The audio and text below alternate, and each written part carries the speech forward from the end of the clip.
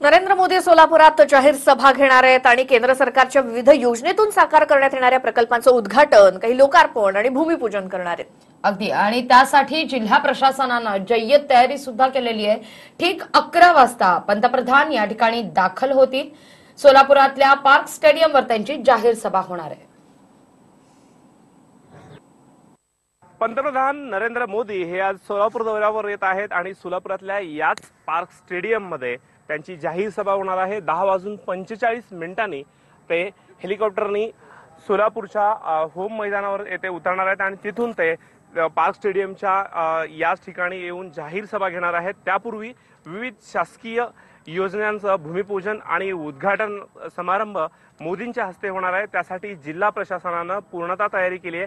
आपण बघाल की जवळपास 20,000 खुर्च्यांची आसन व्यवस्था, त्याचबरोबर ज्या पायऱ्या आहेत स्टेडियमच्या पायऱ्या, त्या ठिकाणी 50,000 प्रेक्षक बसतील असा जिल्हा प्रशासनाचा अंदाज आहे. त्याचबरोबर नरेंद्र मोदींच्या सभेला जास्तीत जास्त लोक कसे येतील यासाठी भाजपच्या कार्यकर्त्यांनी सुद्धा तयारी केली आहे.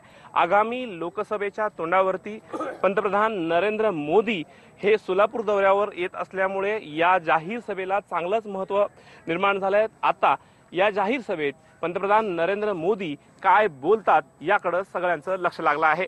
कॅमेरा पर्सन विनोद सह रोहित पाटील, TV9 मराठी, सोलापूर.